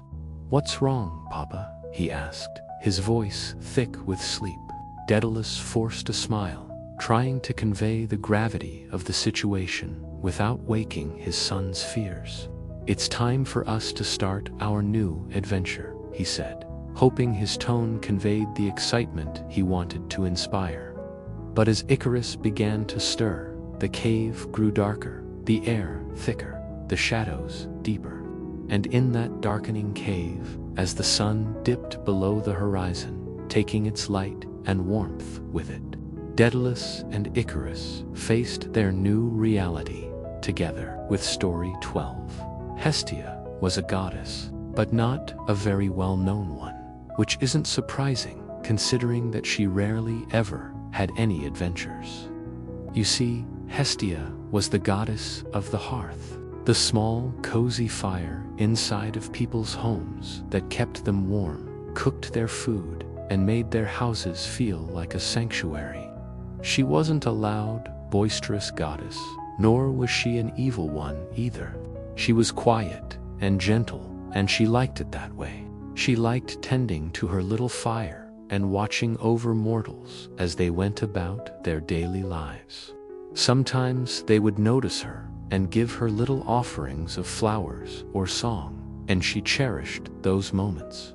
But more often than not, they wouldn't even realize she was there, which made her very sad, because she wanted to be noticed, to be appreciated for all the work that she did. But what could she do? She tried making her fire bigger and brighter, hoping that would make people take notice. But there were only so many flowers and songs to go around, and after a while, even those stopped coming. So she just ended up retreating into herself more and more, until the only time she really left her temple was to visit her siblings. And even then, she only saw them when they came to her temple, for she didn't want to disturb their godly duties by taking up too much of their time. No, she knew how important what they did was. She just wished that someone, anyone, would come to her temple and give her a little bit of attention. Was that too much to ask? One day, though, she got her wish, except it wasn't exactly how she expected. You see, this particular day started out like every other day. The sun rose, the birds sang, and people got on with their lives. But as the day wore on, the sky grew darker and the wind grew colder. By the time the sun began its descent, the entire world was in turmoil. People ran for cover as the first fat raindrops fell from the sky, but there was nowhere for them to go. Their houses were flimsy and wouldn't keep them dry for long, and the trees offered no respite from the wind and the rain. Everything was soaked within minutes, and with the temperature dropping fast, it didn't take long for hypothermia to set in. Now, most people don't know this, but when it rains, the river rises. And since most rivers flow directly through towns and cities, this means that the water eventually floods everything. Whole streets became impassable, forcing people to abandon their homes and flee to higher ground. All the while, the rain continued to fall, and the wind continued to blow, determined to destroy everything in sight. It was the worst storm anyone could remember, and if it didn't stop soon, everyone would die. As such, people began praying to the gods for help. They prayed to Zeus and Hera for protection, to Hades and Persephone for a swift death, and to Poseidon for calm seas. But of all the gods, there was one they forgot to pray to, the goddess of the hearth, the one who could have saved them from the beginning. You see, Hestia's temple was on top of a hill overlooking the entire city, and as the floodwaters rose, people began making their way towards it, desperate for shelter. At first, Hestia was scared, unsure of what to do. But when she saw the pain and suffering these mortals were going through, something inside of her snapped. This was her chance to prove herself, to show the world that she was more than just a minor goddess. She was the goddess of the hearth, and that meant she was also the goddess of home and family. She was the embodiment of warmth and safety, and she was going to use that power to save as many people as she possibly could. With that, Hestia went to work, gathering dry wood and starting a massive fire in her hearth. Then, using her godly powers, she expanded it until it was big enough to shield an entire city block from the storm. People poured into her temple, seeking refuge from the raging storm outside. And she welcomed them all, tending to their wounds and making sure they had food and water. As the storm raged outside, Hestia's fire burned bright, casting dancing shadows on the walls and keeping everyone warm and safe. It was the best party anyone could remember, filled with singing and dancing and laughter. And Hestia basked in the joy of her people, reveling in their gratitude and appreciation. Finally, she was being noticed. Finally, she was being appreciated.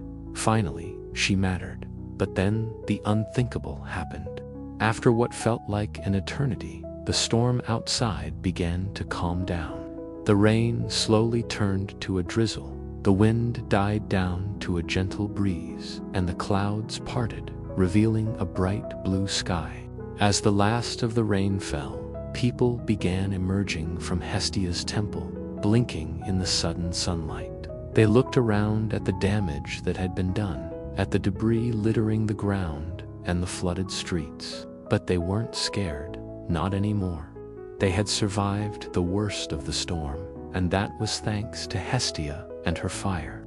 But before they could thank her properly, she was already gone. All that remained was her fire, still burning bright, casting dancing shadows on the walls. As the people began cleaning up the mess, they couldn't help but smile. They had lost so much, yet they had also gained something new. A newfound appreciation for the quiet, gentle goddess of the hearth. From that day forward, Hestia was never forgotten. People made regular offerings to her, just to show their appreciation for all that she did. And whenever a new house was built, they made sure to build a proper hearth in the center of it, because they knew that that's where Hestia would be waiting. She might be a minor goddess, but that didn't mean she wasn't important. In fact, it was quite the opposite. She was a reminder that even the smallest flame can cast the brightest light, and that sometimes it's the quietest voices that have the most to say. The stories of the gods, heroes, and mysteries of Greece fade into silence. The myths remain eternal, but tonight they have guided you into peace. As you rest, remember that these stories are always here for you to bring calm, wonder, and gentle dreams. If you enjoyed tonight's journey, I invite you to subscribe to the channel, so you'll always have a place to return whenever you need calm, relaxation, and timeless myths to fall asleep to. Good night, sleep well, and may the gods of old watch over your dreams. Now, let's begin. In the heart of Athens, nestled amidst olive groves and ancient stones, there lived a sculptor named Pythias. He was renowned throughout the city for his skill, crafting figures of gods and heroes from marble and bronze. But Pythias wasn't content with earthly renown. His heart ached with a longing for immortality, for his name to echo through the ages. One day, driven by this desire, he left Athens. After a long journey, he arrived at the Oracle of Delphi, where the great Pythia received her visions from the gods. There, amidst the sacred tripod and billowing vapors, Pythias approached the oracle and asked, "Oh, divine Pythia, I am but a humble sculptor.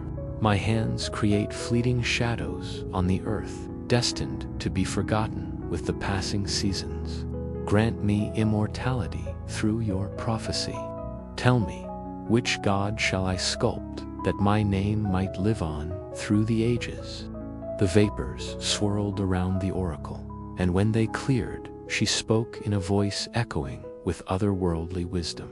"You seek immortality through the deathless gods. Yet who among them is without rival, without equal, the only one who reigns supreme in all of the cosmos?" Pythias pondered this riddle as he made his way back to Athens. Days turned into weeks, and still he pondered the oracle's cryptic words. Who was this supreme god? Was it Zeus, who ruled the heavens, yet had brothers and sisters? Was it Poseidon, who shook the earth with his might? Or Hades, who claimed the souls of the departed? One evening, as Pythias sat in his garden, lost in thought, he heard the soft chirp of a cricket. It was the smallest of creatures, yet its song seemed to hold a strange power over him. Suddenly, he understood. The oracle had not spoken of a god, but of a concept, of the idea of timelessness. For what is more eternal than time itself? What god or hero remains unchanged by the relentless march of the seasons? Only time is truly immortal. With this revelation, Pythias set aside his tools. He would not sculpt a god, for he realized that no mortal hand could capture the essence of eternity. Instead, he began to sculpt time. With each stroke of his chisel, he brought to life a figure that transcended the limitations of his mortal craft. Time, his wings spread wide, seemed to encompass all of eternity. When his work was complete, Pythias stood back and gazed upon his masterpiece. In that moment, he understood that his name would indeed echo through the ages, not because he had captured a god in stone, but because he had dared to sculpt eternity itself. And so it was that Pythias, the humble sculptor, achieved immortality, not in the way he had originally envisioned, but in a far greater and more profound way. For who can escape the relentless march of time? Who can conquer death? But the one who conquers time, that is the ultimate triumph. And as we ponder the tales of gods and heroes, let us remember the simple truth that immortality can be found not just in marble or bronze, but in the very essence of existence, in the grand tapestry of time itself. Now, if you found yourself captivated by the timeless tales of Pythias, I invite you to subscribe to the channel. Here we celebrate storytelling and invite you to share your own stories. So, if you ever wanted to tell a story that will echo through the ages like Pythias' name did, then come share your stories on our channel. Who knows, you might just find your own path to immortality.